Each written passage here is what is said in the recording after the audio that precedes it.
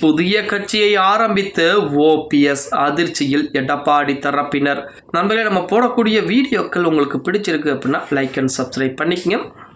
தமிழகத்தை பொறுத்த வரைக்கும் 2026 சட்டமன்றத்தில் என்பது வருவதற்கு இன்னும் 4 மாத காலங்கள் தான் பாக்கி இருக்கிறது.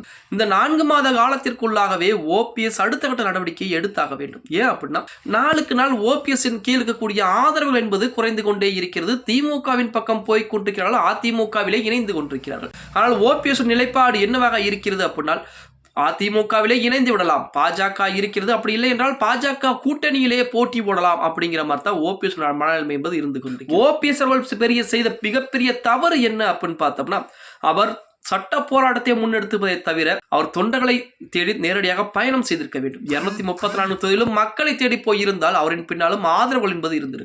அடுத்தடுத்த வேலைப்பாடுகளை மிக தீவிரம் காட்டி வேலைகளை செய்திருக்க வேண்டும். ஓபிஎஸ் கொடுக்கக்கூடிய அறிவிப்புகள் புறம் வெற்றி காலத்தில் எழுதப்படக்கூடிய அறிவிப்புகளாகத்தான் இருந்து கொண்டிருக்கிறது.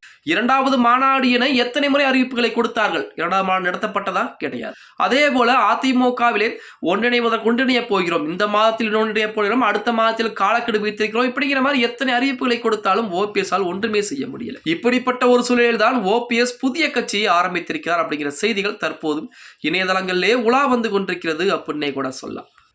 அதாவது ஓபிஎஸ் அணியின் பக்கத்திலே வைத்திலிங்கம் மட்டும்தான் இருந்து கொண்டிருக்கிறார், வேற யாரும் கிடையாது. அதுலயும் கூடுதலாக ஓபிஎஸ் அவர்கள் இந்த மாதம் 15ஆம் தேதி, அதாவது இன்றைய தினம் பார்த்தீங்கன்னா மாவட்ட செயலாளர் கூட்டத்திற்கு அழைப்பு விடுத்திருந்தார். திடீரென 23ஆம் தேதிக்கு மாற்றி வைத்திருக்கிறார். அமித்ஷாவை சந்தித்து விட்டு வந்த பின்பு அவருடைய நடைமுறையிலே மாற்றம் என்பது நிகழ்ந்து கொண்டுதான் இருக்கிறது. இப்படிப்பட்ட ஒரு சூழலிலே அதிமுக தொண்டர்கள் உரிமை மீட்பு குழு அப்படிங்கிறதை உரிமை மீட்பு கழகம் என மாற்றி வைத்திருக்கிறாராம் பெயரை. அதாவது உரிமை மீட்பு குழு அப்படிங்கிறது உரிமை மீட்பு கழகம் கட்சி அப்படிங்கிற மாதிரி நமது ஓபிஎஸ் அவர்கள் மாற்றி நேற்று தினம் அறிவிப்பை வெளியிட்டிருக்கிறார். அவர் வழக்கம் போல ஓபிஎஸ் அவர்கள் அதிமுக தொண்டர்கள் உரிமை மீட்பு குழு அப்படிங்கிறதை தொண்டர்கள் உரிமை மீட்பு கழகம் என மாற்றி வைத்திருப்பது அரசியல் வட்டாரத்திலே மிகப்பெரிய பேசுபொருளாக பேசப்பட்டுக் கொண்டிருக்கிறது. அதிலும் கூடுதலாக ஓபிஎஸ் அவர்கள் தேர்தல் ஆணையத்திடம் பதிவு செய்து விட்டாரா அல்லது தேர்தல் ஆணையத்திடம் இன்னும் பதிவு செய்யவில்லையா அப்படிங்கிற மாதிரி ஏகப்பட்ட கேள்விகள் என்பது இருந்தாலும் வருகின்ற 23ஆம் தேதி மாலை 5 மணிக்கு அனைத்து மாவட்ட செயலாளர்களும் தவறாமல் ஆலோசனை கூட்டத்திலே கலந்து கொள்ள வேண்டும் என நமது ஓபிஎஸ் அவர்களின் மூலமாக அறிவிப்பு என்பது கொடுக்கப்பட்டிருக்கிறது. இந்த அறிவிப்புகளை பொறுத்த வரைக்கும்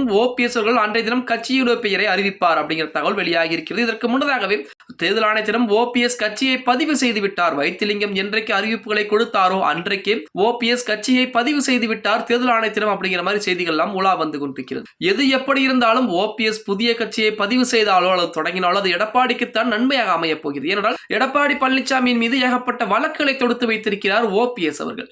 அந்த வழக்குகள் பூரா அனைத்துமே தள்ளுபடி செய்யக்கூடிய ஒரு சூழல் என்பது தள்ளப்படும் அப்படின்னே கூட சொல்லலாம்.